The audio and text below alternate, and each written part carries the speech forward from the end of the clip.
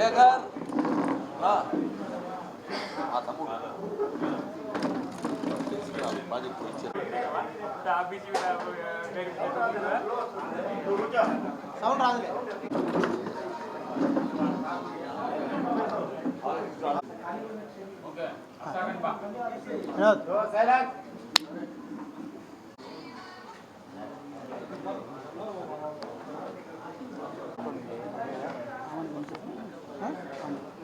ఆమె కొంచెం చిక్కిపోతాయంట విషయం మనం మాట్లాడిన తర్వాత ఆ టైంలో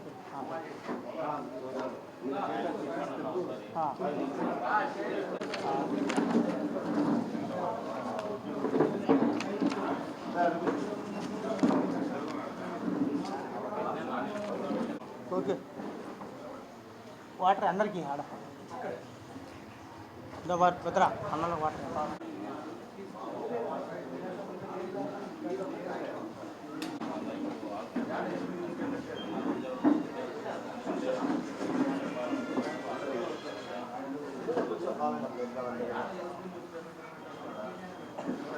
అందరికీ నా హృదయపూర్వక నమస్కారాలు తెలియజేస్తూ ఏదైతే అనాగరికంగా ఆటవికంగా ఒక విధ్వంసకరమైన సన్నివేశాలు సృష్టించడం ఈ కడప నగరంలో పరిపాటైంది. ఏదైతే నిన్నటి రోజున నేను కడప నగరంలో లేను, తిరుపతికి బయలుదేరేటప్పుడు 8:10 మా మిస్సెస్ ఫోన్ చేశారు. ఇట్లా ఎమ్మెల్యే గారు ఇక్కడ మన ఇంటి ఎదురుగా నిలబడుకొని అడిషనల్ కమిషనరు వాళ్ళందరూ ఏదో మాట్లాడుతున్నారు అన్న. అంటే నాకు ప్రోగ్రామ్ ఆల్రెడీ స్వచ్ఛ కడప ఏదో ప్రోగ్రామ్ ఉంది, ఆ ప్రోగ్రాంలో ఉంటుంది, దాని గురించి ఏదైనా డిస్కషన్ జరుగుతుంటుందిలే అని చెప్పేసి చెప్పడం జరిగింది. దాని తర్వాత ఒక అర్ధగంటకు కరెక్ట్గా అంతే ఫోన్ చేసిన ఒక అర్ధగంటకు మా జేసీబీలు వచ్చినాయి, జేసీబీలతో ఏదో పలగొడుతున్నారు అన్నది. సరే కిందికి పోయి నువ్వు చూడు అని చెప్పి కిందికి వస్తే 2 జేసీబీలు ఒక బ్రేకర్ అన్నీ తీసుకొచ్చి ఏదో మనం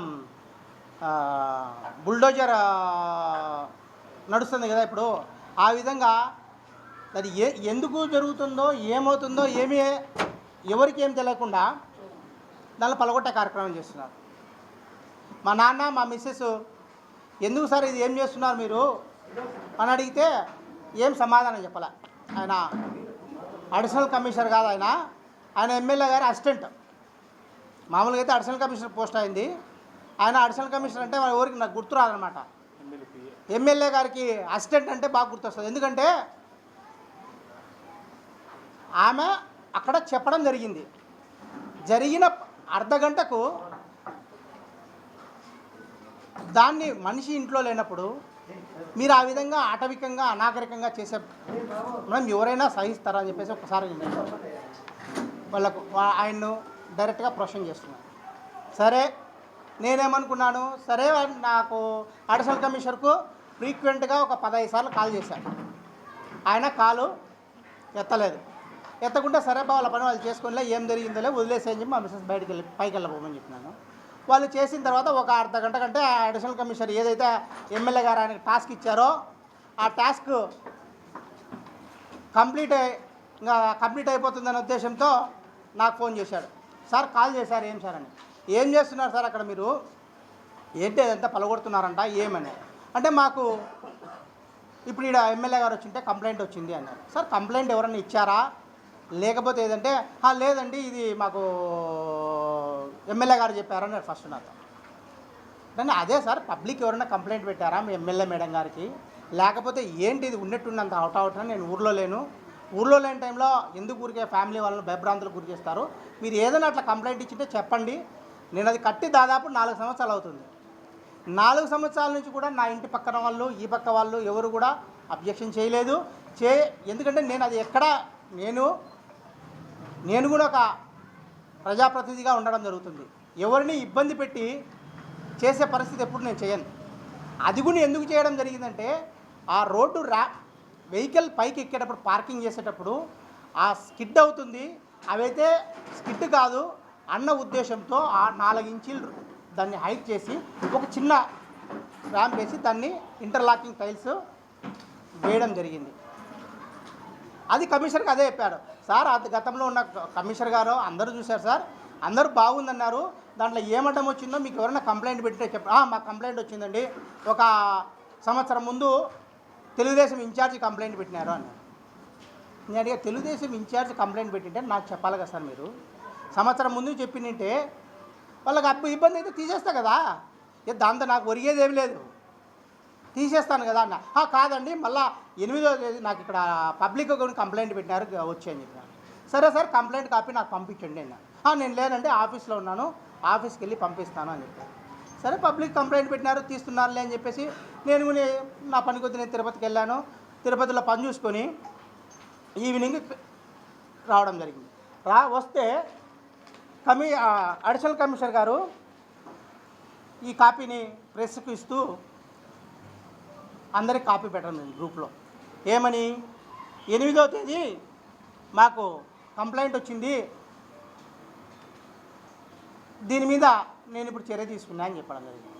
సరే బా ఎందుకు కంప్లైంట్ ఎవరు పెట్టినారబ్బా అని చెప్పి చదువుదామని చెప్పేసి ఏదో 4 లైన్లు రాశారు.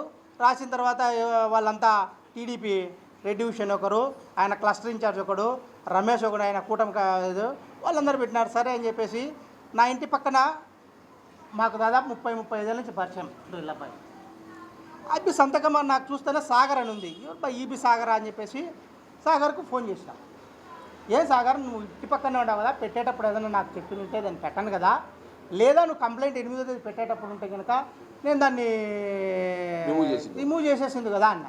లేదన్నా నేను సంతకం పెట్టలే, నాకు అసలు తెలియదున్నా, ఏందో నాకు పొద్దున వచ్చి ముందు పక్క కాలువ కావాలా, కాలువ కోసం సంతకం కావాలన్నారు, దాంట్లో పెట్టే తప్ప దీంట్లో కంప్లైంట్ వాళ్ళ ఫాదర్ అది. రెండో వ్యక్తి సరే నాకు ఇది డౌట్ వచ్చింది, ఏంది బా ఎందుకు ఇట్లా చేసినారు వీళ్ళని చెప్పేసి నేను మా మిసెస్ అడిగితే, అబ్బా ఇది పలగొట్టిన తర్వాత ఆ టీడీపీకి సంబంధించిన వ్యక్తులు వచ్చి మన సందులో అందరితో సంతకాలు పెట్టమని చెప్పి అడిగినారు అని అంటే మళ్ళీ ఇంకో సంతకం ఉంది. నాకు నేను పిల్లప్పటి నుంచి వరదాయి అని చెప్పేసి వరదాయి అన్న ఇక్కడ షాప్ ఉంది, బార్బర్ షాప్. ఏంది నువ్వు సంతకం పెట్టినావే అన్న. ఏందో సురేష్ అడిగి వచ్చినారు, మేడం వచ్చింది స్వచ్ఛ సర్వేక్షణ కోసం వచ్చింది, అది సంతకం పెట్టమంటే పెట్టినా అన్నారు. అన్న అది కాదన్నా, ఇట్లా మీరు 8వ తేదీ పోయి కంప్లైంట్ ఇచ్చినారంట అన్న. ఎప్పుడు కంప్లైంట్? నిన్న 10:30కు వచ్చి నాతో సంతకం పెట్టించుకోమన్నారు ఆయన. సరే ఇంకో పేరు విషయం ఈశ్వరయ్య అని ఏలుముద్ర ఇచ్చుకున్నారు, ఆయన ఈశ్వరయ్య. ఎప్పుడే ఇచ్చినారంటే 9:30-10 ఎప్పుడు ఆ టిఫిన్ తింటే వచ్చి ఇది దేనికని చెప్పినారన్నా మీకు ఏం చెప్పలే, స్వచ్ఛ సర్వేక్షణ జరుగుతుంది, దానికి ఎమ్మెల్యే గారు విజిట్ చేసినట్టు ఈ స్వచ్ఛ కడప దానికి పెట్టానంటే పెట్టడం జరిగింది. అప్పుడు నాకు డౌట్ వచ్చి ఇమ్మీడియట్లీగా నేను ఎంక్వైరీ చేస్తే వాళ్ళు ఈ పేపర్ను ట్యాంపరింగ్ అంటే ఒక మున్సిపల్ సీల్ను ఓల్డ్ డేట్లో ట్యాంపర్ చేసి, అంటే ఆ అధికారి తను చేసిన బండ్రోతు పనికి చట్టం చేసుకునే దానికి వాళ్ళ కనీసం అవగాహన లేకుండా పెట్టేస్తుంది. ఇంకొకరు ఆమె మాధుర్య అని చెప్పేసి అక్కడే పక్కన ఉంటుంటుంది, ఆమెను అడిగి అమ్మ మీరు సంతకం పెట్టాలంటే అన్న ఎమ్మెల్యే వచ్చింది స్వచ్ఛ సర్వేక్షణ వచ్చినట్టు విజిట్ చేసినట్టు సంతకం పెట్టామంటే ఆమె కూడా వస్తుంది చెప్తుంది.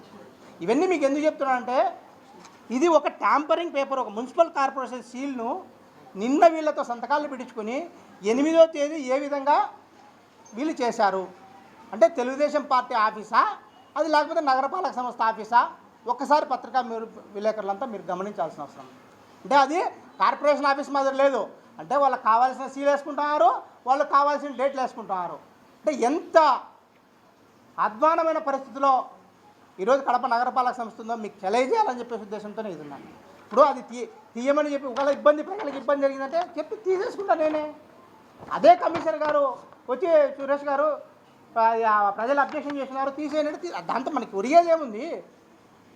దానికి అంత భయభ్రాంతులకు గురి చేసి రాష్ట్రంలో రెడ్ బుక్ రాజ్యాంగం నడుస్తూ ఈ కడపలో ఎమ్మెల్యేగా గెలిచినప్పటి నుంచి ఈ విధమైన అరాచకాలు మీరు చేసే కార్యక్రమం చేస్తున్నాను. నేను ఎమ్మెల్యే మేడం గారికి ఒకటే అడుగుతున్నాను, ప్రజలు మనకు ఎన్నుకునింది దేనికోసం? ప్రజలకు అభివృద్ధి కార్యక్రమంలో మీరుండి అభివృద్ధి చేస్తారన్న ఉద్దేశంతోనే మీకు ఎన్నికల్లో మ్యాండేట్ ఇవ్వడం జరిగింది. దాని తర్వాత ఏం జరిగింది? రాష్ట్రంలో రెడ్ బుక్ రాజ్యాంగం జరుగుతుంటే ఈ కడప నగరంలో ఎమ్మెల్యే గారి రాజ్యాంగం నడుస్తాం. మీకు అదే ఎగ్జాంపుల్ చెప్తున్నాను. ఎమ్మెల్యేగా గెలిచిన వెంటనే మొట్టమొదటిసారిగా మన మైనార్టీ నాయకుడు అక్బర్, ఆయన ఇన్ఛార్జ్ ఆ వార్డుకు, వాళ్ళ అక్క కార్పొరేటర్గా ఉన్నాడు. ఆయన ఎదురుగా ఆయనకు ఆఫీస్ ఉంది. ఆ ఆఫీస్ పక్కన సచివాలయం ఉంటే సచివాలయం ఉద్యోగులు బాత్రూమ్ దాంట్లో లేదని చెప్పేసి ఈయన ఆఫీస్లోకి వస్తూ ఉంటే వాళ్ళకి ఎందుకు ఇన్కన్వీనియంట్ అని చెప్పేసి ఉచితంగా ఇతని ఆఫీస్ వాళ్ళ సచివాలయానికి ఇచ్చి ఎదురుగా కాలువ మీద అది ఆక్యుపై చేసుకున్నాడు. వీళ్ళని కూడా ఆక్యుపై చేసుకుంటే ఆయన అదే ఆఫీస్ పెట్టుకున్నాడు, డివిజన్ ఆఫీస్ అని చెప్పి పెట్టుకుంటే దాన్ని అక్రమం అన్నారు. అక్రమం అన్నప్పుడు వాళ్ళకి నేనే ఒకరికే చెప్పేది, ఏదైనా అక్రమం అనేది కడప నగరంలో తెలుగుదేశం నాయకుల్లో ర్యాంపులు ఉన్నాయి, వంకల మీద కాలువల మీద కట్టినట్టు అన్నీ ఉన్నాయి. అది వాళ్ళకి చెప్పి అతనేమన్నాడు, నేను తీసుకుంటాను అని చెప్పాడు. ఆహాహా మీరు తీసుకుంటే కాదంటారు. ఇమీడియట్లీగా ఆ రోజు జేసీ పంపించి దాన్ని నిలమట్టం చేసే కార్యక్రమం.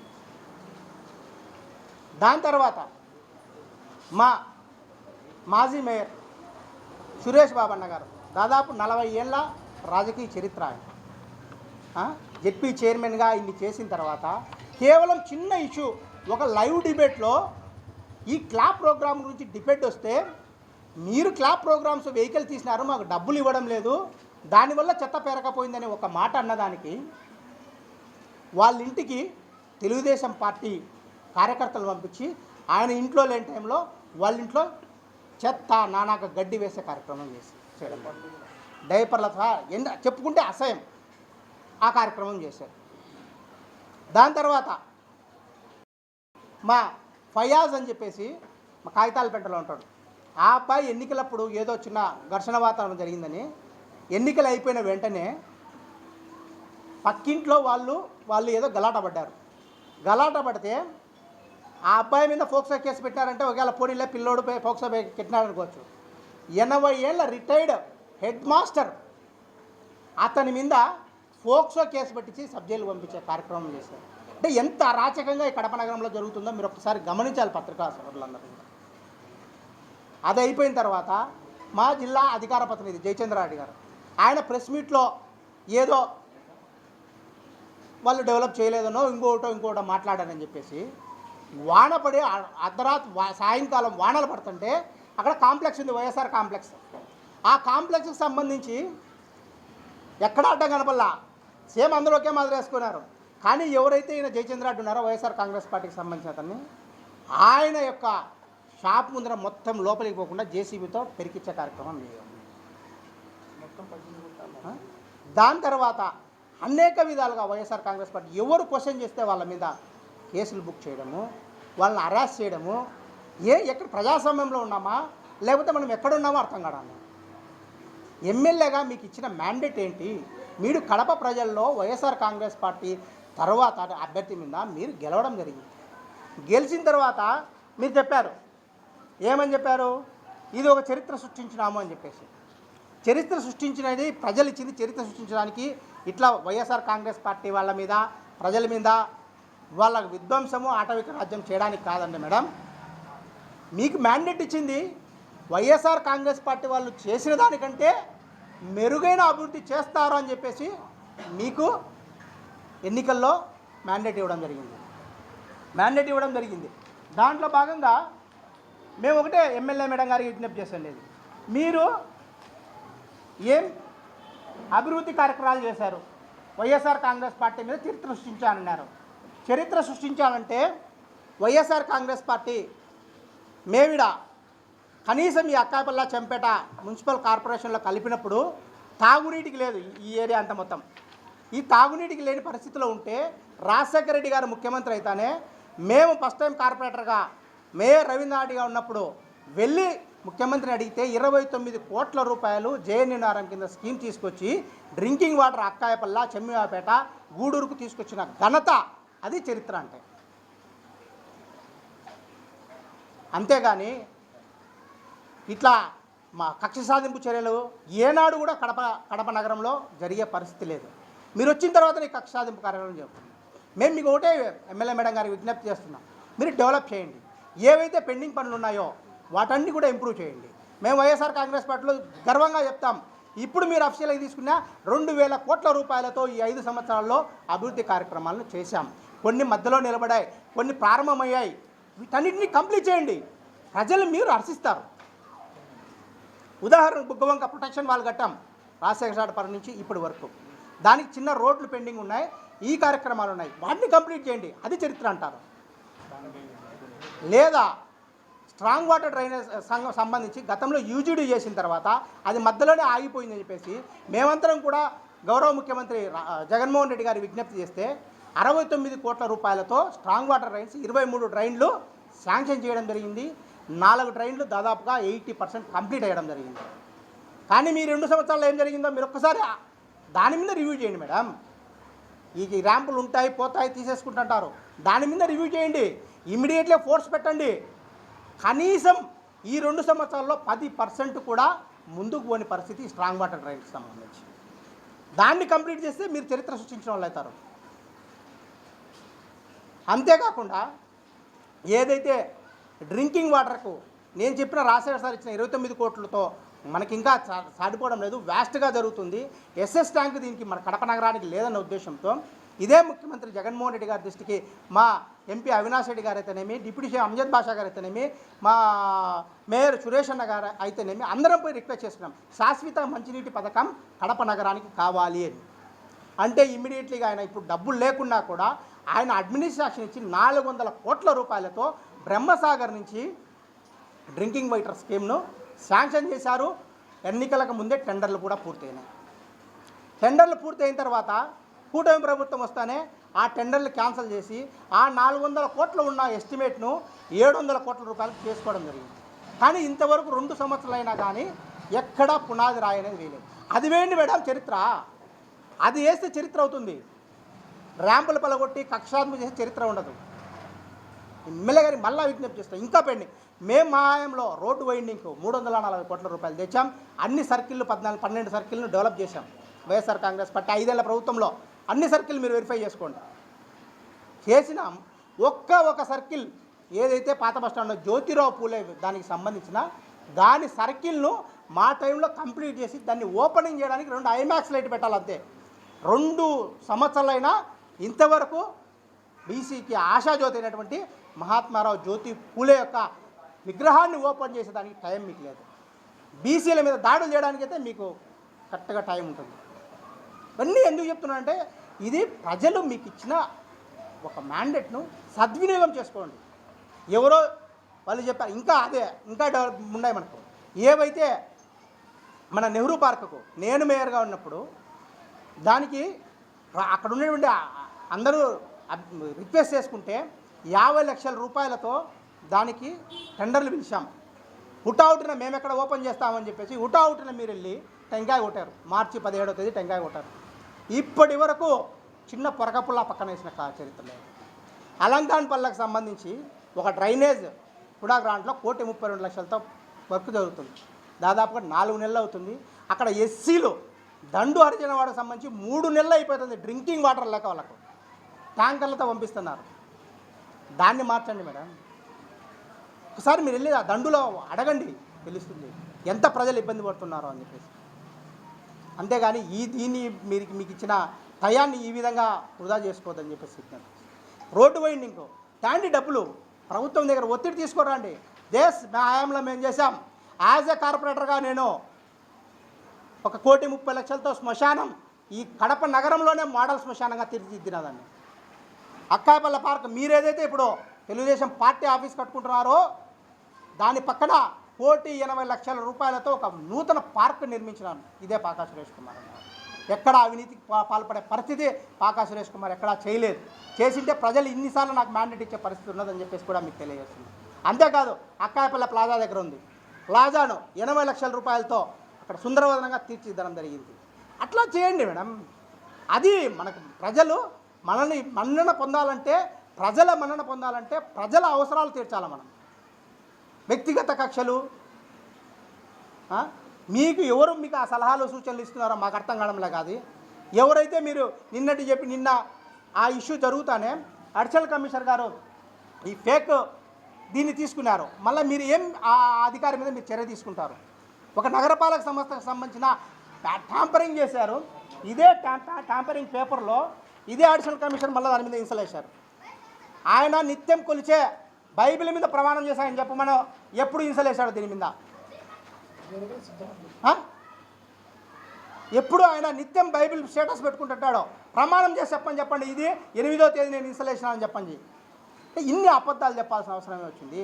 ఒక బీసీ నాయకుడిని నా ఇంటి ముందర పలగొట్టడానికి ఇంత అరాచకమో, ఇంత విధ్వంసమో, మళ్ళా ఇవన్నీ కాకుండా సాయంత్రం అయితేనే వాళ్ళకి పిలిచి చెంచాగాలతో వీడియోలు ప్లే చేసే కార్యక్రమం చేసింది. మేము ఎప్పుడో సిద్ధమేనా మేడం, ఖచ్చితంగా మా మీద రాబో కాలంలో ఇంకా హరాస్మెంట్ జరుగుతుంది, ఇంకా ఏమైనా చేస్తారని చెప్పేసి మా నాయకుడు మా జగన్మోహన్ రెడ్డి గారు చెప్పడం జరిగింది. మేము కూడా ప్రిపేర్ అయ్యే రాజకీయాల్లో వస్తున్నాం. కానీ ఇటువంటి రాజకీయాలు మా 30 ఏళ్ల సర్వీసులో ఎక్కడా మేము చూడలేదు. గతంలో తెలుగుదేశం ప్రభుత్వం ఉన్నది కానీ ఎప్పుడూ ఇటువంటి పరిస్థితి లేదు. మీరు వ్యక్తిగత కక్షలు మానేయండి. ఎవరు మీకు కంప్లైంట్ ఇచ్చిన నాయకులు వాళ్ళ పేర్లు ఒకసారి మీరు వెరిఫై చేసుకోండి. మీ ఇన్ఛార్జ్ అంటున్నారు గంజాయితో గలాటలు పడి గంజాయిలతో కొట్టాడుకున్నారని చెప్పి మీరు పరామర్శించి గంజాయి వాళ్ళు మా వాడిని కొట్టినారని స్టేట్మెంట్ మీరు ఇచ్చుకున్నారు. అదే ఇన్ఛార్జ్ అని ఎవడో అని పేరు చెప్పడానికి మాకు అసహ్యంగా ఉంది. గంజాయి రూపు మాపుతామని చెప్పేసి. అదే ఇంకొక అతను వాడు శశి, అతని మీద మీ ఇన్ఛార్జ్ దాదాపుగా 35 వెహికల్స్ హైర్కి తీసుకుంటామని చెప్పి వాళ్ళ డ్రైవర్ల దగ్గర హైర్కి తీసుకొని కోట్ల రూపాయలు ఎగరగొట్టి 25 రోజులు జైల్లో ఉండేది. ఎఫ్ఐఆర్ కాపీ బండ్లు కొదవలు పెట్టి డ్రైవర్ల దగ్గర వాళ్ళకి బాడకి తీసుకొని పోయి కొదవలు పెట్టే కార్యక్రమం, కోట్ల రూపాయలు. ఇట్లాంటి వాళ్ళ మాటలు విని మీరు అనవసరమైన టైం వేస్ట్ చేసుకుంటున్నారు. కడప నగరానికి మీరు మంచి చేయండి, ప్రజలు హర్షిస్తారు. అది మేము చెప్పేది ఎమ్మెల్యే గారు ఒకటే విజ్ఞప్తి, ఇట్లాంటి వాళ్ళని మీరు ఇన్ఛార్జ్లో పెట్టుకొని చేస్తే ఇదే విధమైన విధ్వంసం ఉంటుంది. మంచి వాళ్ళని సెలెక్ట్ చేసుకోండి, రాజకీయంగా పోటీ చేయండి, రాజకీయంగా ఫైట్ చేయండి, పార్టీ పరంగా విభేదాలుంటే చర్చించండి.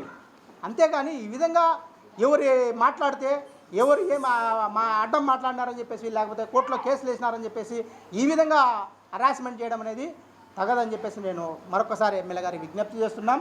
దాంతోపాటు ఈ కమిషనర్ ఎవరైతే ఉన్నారో ఆయన అడిషనల్ కమిషనరు, కానీ కమిషనరు స్పెషల్ ఆఫీసర్ ఉంది కాదు, ఆయన స్పెషల్ ఆఫీసర్ కంటే ఎక్కువ కమిషనర్. ఆయనకు తెలుగుదేశం ఇన్ఛార్జ్ కానీ తెలుగుదేశం కార్యకర్త కానీ చెప్తే హుటాహుటిన పరిగెత్తుకుంటూ పోయి ఇంకా ఆయన గుడ్డలు కూడా నిలవడం అనమాట. అట్లా చేసే వ్యక్తిని మీరు ఎన్నుకొని అక్కడ పెట్టడం జరిగింది. కేవలం అతను గతంలోనే మనం చూసాం, ఏదైతే అల్మాస్పేట సర్కిల్కి సంబంధించి ఈరోజు 2 వర్గాలకు సంబంధించి అనేక విధాలుగా వాళ్ళు కేసులు పెట్టుకొని ఈరోజు జైళ్ళల్లో మగ్గిపోతున్నారు. దీనికి కారణం ఎవరు? ఇదే అధికారి కమిషనర్గా ఉండి కలెక్టర్ను తప్పుదోవ పట్టించి ప్రజలను తప్పుదోవ పట్టించిన అదే కమిషనర్గా ఫస్ట్ A1గా అతన్ని పెట్టాలి. అక్కడ జరిగిన గొడవల్లో A1గా ఇదే రాకేష్ చంద్రను A1గా ఫస్ట్ అతన్ని పెట్టి ఇమ్మీడియట్గా రిమూవ్ చేసి అతన్ని జైలుకు పంపించాల్సిన అతన్ని మీరు మళ్ళీ అక్కడే పెట్టుకునే కార్యక్రమం చేస్తారు. ఎందుకు? మీరు తానా అంటే తందానా అంటారని చెప్పేసి. ఇదే డీలిమిటేషన్ ప్రక్రియలో మీరు ఏమి చెప్తే కేకులు కట్ చేసినట్టు కట్ చేసి ఎవరి అధికారులను ఇన్వాల్వ్ చేయకుండా తనకు సంబంధించిన చెంచాను పెట్టుకొని డీలిమిటేషన్ చేశారు. దాని మీద కోర్టుకు వెళ్ళాం మేము. మా రైట్ అది కోర్టుకు వెళ్ళడం. దాని కోర్టుకు వెళ్తే మీరు నా మీద కక్ష సాధింపు చర్యలు చేసుకుంటారా? ఇదే అధికారికి అతను ఇప్పటికీ ఈరోజు పొద్దున వరకుని ఆయన బంగ్లా, అది కమిషనర్ బంగ్లా, ఆయన కమిషనర్ అయ్యి ఎప్పుడో పోయిన తర్వాత ఇంకా ఇప్పటికి అంటే నేనే వస్తా, అక్కడ ఉండే వాళ్ళ కార్యకర్తల వాళ్ళకి చెప్పారు, నేనే వస్తున్నా, మళ్ళా నేనే బాస్ ఇక్కడ. ఏమి రాచరికంలో ఉన్నామా, మన ప్రజాస్వామ్యంలో ఉన్నామా, లేకపోతే ఆటవిక రాజ్యంలో ఉన్నామా? ఏం జరుగుతుంది అసలు కడప నగరంలో? నేను ముఖ్యమంత్రి గారికి కూడా ఒకటే విజ్ఞప్తి చేస్తున్నాం, ఒక్కసారి ఎంక్వైరీ చేయండి. ఇక్కడ మీరు చెప్పిన ఏవి కూడా రాజ్యాంగబద్ధంగా ఇక్కడ పనిచేసే పరిస్థితిలో లేరు. తప్పకుండా దీని మీద మీరు ఎంక్వైరీ చేయాలి. ఆ అధికారి ఇప్పుడు అనేక కుటుంబాలకు వేదన కారణమైన అతన్ని ఇమీడియట్లీగా సస్పెండ్ చేయాలి, అతని మీద కేసు ఫైల్ చేయాలి. ఏదైతే డీలిమిటేషన్ ప్రక్రియలో అక్రమంగా చేశాడో దాంట్లో కూడా అతన్ని ముద్దాయిగా చేర్చి అతని మీద ఎంక్వైరీ చేయాలా. దీని మీద అంతవరకు వైఎస్ఆర్ కాంగ్రెస్ పార్టీ తరఫున మేము పోరాటం చేస్తూనే ఉంటాం. తప్పకుండా కలెక్టర్ గారిని కలుస్తాం, కలెక్టర్గా అతను చేస్తున్న అరాచకాలను, అతని వల్ల కడపలో అశాంతత, అబద్ధతాభావం ఏర్పడిందని చెప్పేసి కలెక్టర్ దృష్టికి తీసుకొస్తాం.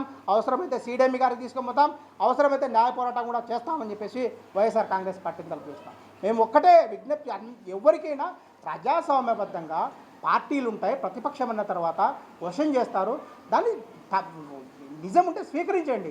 అంతేగాని చెంచాగాలను పెట్టుకొని నీది చేస్తాం ఏం చేస్తారు? 2 ఏళ్ళు అయిపోయింది, ఇంకా ఉండేది 3 ఏళ్ళు టైం మనకు. అభివృద్ధి చేయండి మేడం, కడపకు అభివృద్ధి చేయండి. ఇటువంటి కమిషన్లను, ఇటువంటి ఇన్ఛార్జీలు తీసుకుంటే మీకు కొంచెం మంచి పేరు ఈ 3 ఏళ్ళలో వస్తామని చెప్పేసి కూడా మీకు తెలియజేసుకుంటున్నాం.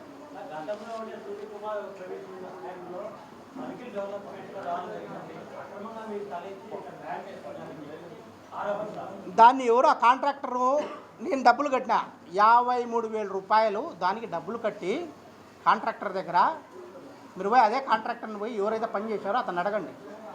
53,000 రూపాయలు ఓన్లీ టైల్స్కి డబ్బులు కట్టి మిగిలిన దానికి సిమెంట్ ఇప్పిస్తే ఆ కూళ్ళు దానికి సంబంధించి 53,000 నా సొంత డబ్బులు ఇచ్చింది. ఎక్కడ కార్పొరేషన్ది 50,000కు 10,000కు కక్కుతు పడేంత స్టేజ్లో ఇంకా నేనైతే లేను. వాళ్ళకి ఏంటంటే వాళ్ళ స్టేజ్ అదిలే ఉన్నారు, ఇంకా వాళ్ళ స్టేజ్ అదేలే ఉన్నారు. అందుకే వాళ్ళు అవాకులు చెవాకులు మాట్లాడుతున్నారు. ఎవరైనా సరే దేనికైనా ఫేస్ చేయడానికి సిద్ధంగా ఉన్నాం. ఏది మాట్లాడినా దాన్ని వాళ్ళు పూజ చేయమని చెప్పండి, దానికి రెడీగా ఉన్నాం. ఎందుకు మానిటరింగ్ చేస్తాం అంటే సచివాలయం అనేది ఒక ప్రభుత్వం యొక్క సంస్థ.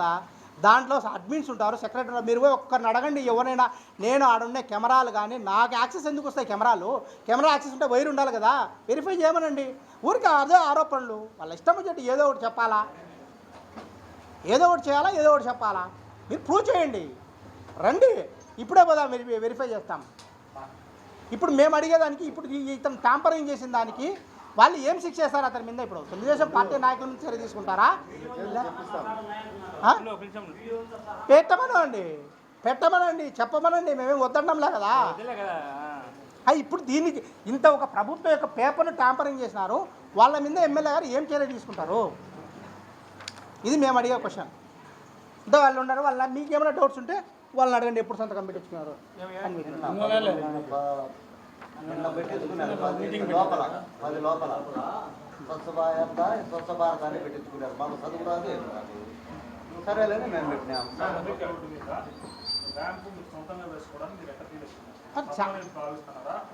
ఒప్పని ఎవరికి అభ్యంతరం లేదు. అది ఏదో కారు ఎక్కడానికి ప్రాబ్లం ఉంటుంది అని చెప్పి చేస్తుంది దేశం. ఎవరికి అబ్జెక్షన్ చేయాలా, లేకపోతే దాన్ని ఏదో ఆక్యుపై చేసుకుని ఇల్లు కట్టుకోవాలా, లేకపోతే ఆక్యుపై చేసుకొని ఇంకోటి చేసుకోవాలని చెప్పి ప్రతిసారిలో ఇప్పుడు అదే నేను చెప్పేది. కడప నగరంలో వెళ్తే ఎక్కడైనా ర్యాంప్స్ ఉంటాయి, ఎక్కడైనా వేసుకుంటారు సౌబల్యం కోసం. అదేవి ప్రజలకు ఇబ్బంది కలగకుండా. ప్రజలకు ఇబ్బంది అని అంటే నేను ఎప్పుడు కూడా ప్రజలకు ఇబ్బంది కలిగేదని యాక్సెప్ట్. ఇదిగునే ఆయనకు ఇబ్బంది అన్నప్పుడు నాకు చెప్పండి, ఒక సమాచారం, అయ్యా పబ్లిక్ ఇట్లా ఇబ్బంది పెడుతున్నారు, మీరు తీసేయండి. నేను తీయకుండా ఉంటే వీళ్ళు, నేను చెప్పిన తర్వాత తీయకుండా ఉంటే మీరు 8వ తేదీ కంప్లైంట్ అయ్యి నిన్న వచ్చినారు. నాకు ఒక మాట, ఒక గంట టైం, లేకపోతే నేను వచ్చేంత వరకు ఉండి, సార్ సురేష్ గారు మేడం గారు చెప్పారు ఇది వాళ్ళ పబ్లిక్ ఇన్కన్వీనియంట్ ఉందంట, తీయండి. తీయకుండా అంటే యూ విల్ టీ యాక్షన్. ఒక సమాచారం ఏం పోతుంది, ఒక రోజు లోపల అదేమి మళ్ళీ నేనే కబ్జా చేసే పరిస్థితి ఉండదు కదా. నేను అడుగుతుంటే సిమిలర్ జస్టిస్. ఊరికి అంత ఆటవికంగా ఇంట్లో లేనప్పుడు బలవంతంగా చేయడం తప్పు. నాకు చెప్పండి, నేను తీయకపోతే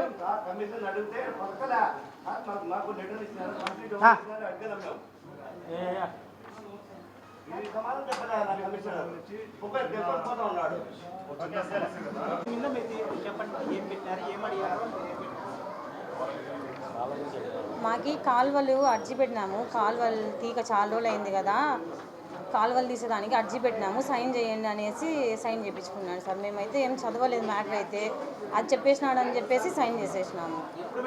నిన్ననే సార్, నిన్న పెట్టించుకున్నారు. 11వ తేదీ నిన్న 10 గంటలప్పుడు పెట్టించుకున్నారు.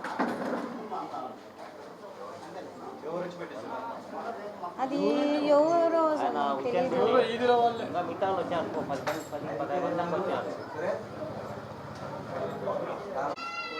నిన్న 11వ తేదీ సంతకాలు పెట్టించుకొని పోయినారు. వాళ్ళు 8వ తేదీ అని చెప్తారు. పోకరి కదా అయ్యి, మాకు ఆ టైంకి చెప్పాలా, వాళ్ళు చెప్పకూడదు కదా.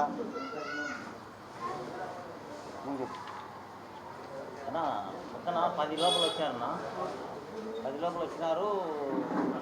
బిల్డింగ్ మా ఇంటి ముందర బిల్డింగ్ కడతారు. ఆ బిల్డింగ్ కానీ ముందుకు వచ్చినట్టు వచ్చినంటే మాకెందుకు పోయా తలకాయ నొప్పి సంతకం పెట్టండి అన్నీ సంతకం పెట్టమంటే లేదు ఏరియా చూడు ఎట్లుందో ఇది ఎంత బాగా నీట్గా చేయిస్తాము కాలువ కట్టాలంటే కాలువ కట్టిస్తే మాకు కూడా సంతోషమే చాలా రోతగా ఉంది ఆడ కాలువ కోసం అయితే నేను సంతకం పెడతానని వేరే దాంట్లోకి నాకు చెప్పగాకు అంటే సరే నాది ఆధార్ నెంబరు నా సెల్ నెంబర్ తీసుకున్నాడు సంతకం పెట్టమంటే పెట్టినా ఓన్లీ కాలువ గురించి చెప్పినాడు వేరే గురించి ఏం చెప్పలే అది విషయం అదే చెప్తున్నా. మా దగ్గరికి వచ్చి సంతకం పెట్టమన్నారు దేనికి అంటే ఏం చెప్పలేదు సంతకం పెట్టి పెట్టించుకున్నాను అంతే